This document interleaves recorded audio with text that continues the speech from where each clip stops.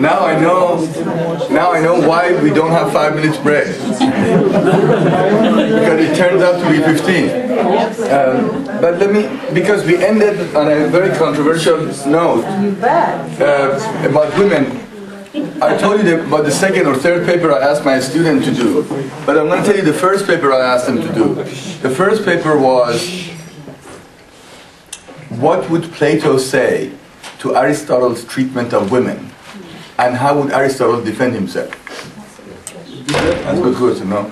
What would Plato say? Now, notice that Plato, if you recall, he said there is no difference between men and women intellectually or otherwise, except one gets children, one begets children. Aside from that, he said, test them, teach them and test them. So what brought that up? Well, it makes sense. I'm going to explain how it makes sense. No, I don't. I'm not being facetious. No, I mean, from his vantage point, he said, I looked in nature. Again, this is empirical. He said, I looked in our communities. I looked in our cities. I looked in Egypt. I looked in Persia. What I noticed is that women can manage household stuff, but they cannot manage the city because they lack authority, and there is a higher thing. I'm not joking. I swear this is what he said. Now, no. Let me tell you what. I mean, I know we can spend a whole hour on this, but I just want to tell you what this is reflective of. When you look at your Greek city-states, or even Macedonia, because he spent a lot of time in Macedon, and he taught, of course, Alexander the Great at the request of Philip.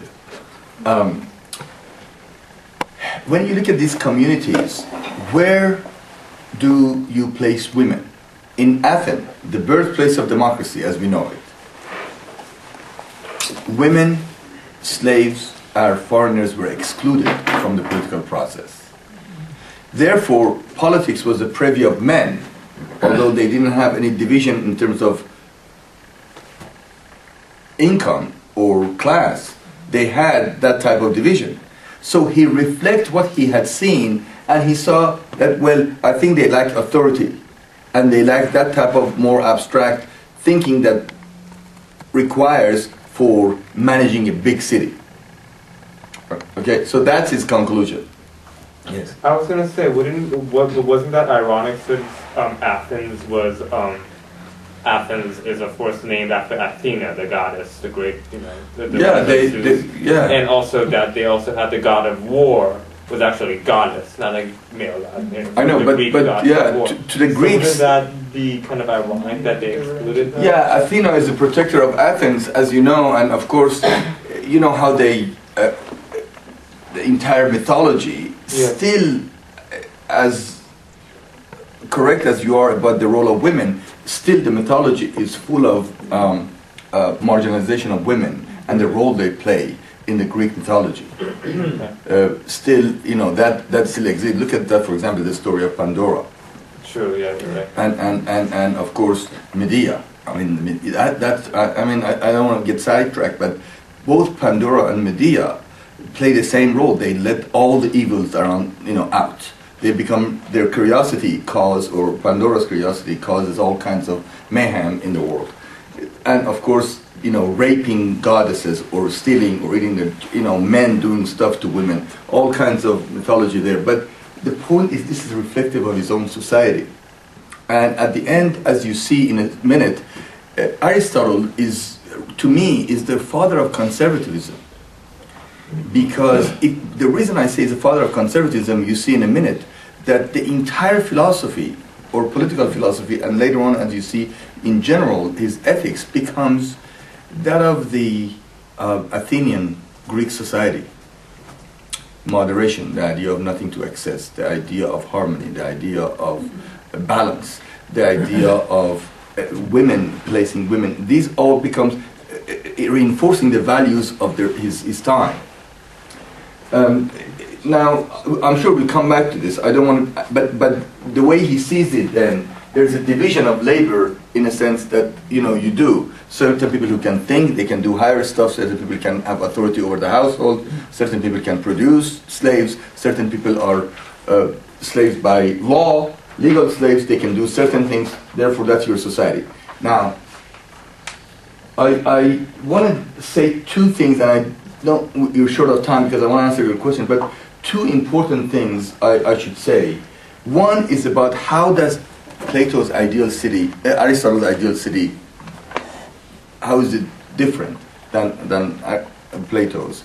And two, how does he see the best form of government? What is the best form of government he sees? And three, how does this relate to the idea of moderation? So I'm going to talk about the idea of moderation first, and then go back to the forms of government and make it and wrap it up.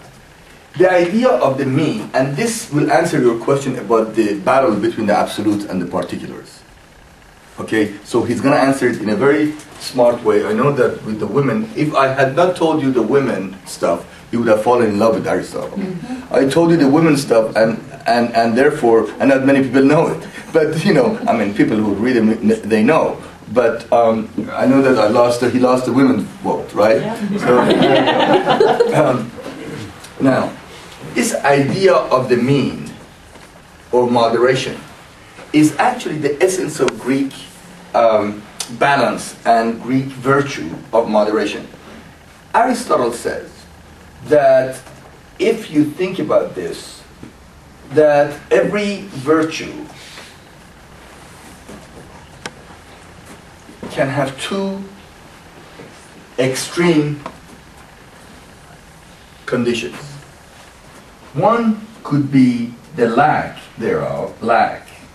or deficiency, and one could be excess in something.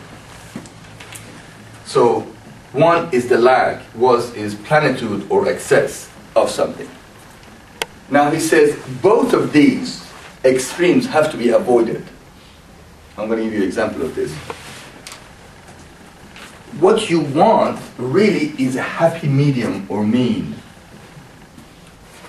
Therefore, you need to strive toward achieving this happy mean or medium. Okay? Moderation or mean. Now, how does this work? Let me give you an example of this. What do you call somebody who is afraid of everything? He has too much fear. This is lack, this is excess. If someone has too much fear, what do you call it? A coward, right? He's afraid of everything, right? Too much fear. Coward. No, coward. You're a coward. If you're afraid of everything, you're a coward. What do you call somebody who's not afraid of anything? Rash. You call someone rash or brash, right? They do things they don't. You know, and think about it. There are certain things you should be afraid of. There are certain things that you shouldn't be afraid of. So if you have too much fear and too little fear, both of those are extremes.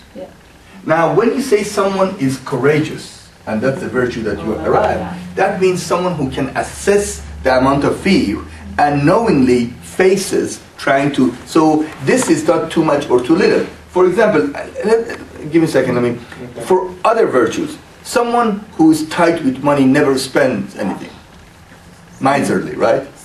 Someone who's a spendthrift and you know, never has any money because he spends it all. Too much and too little, right? So what do you have to do? He says, well, what you have to do is to avoid the extremes. You avoid the two extremes. And so what you do, you have a happy medium.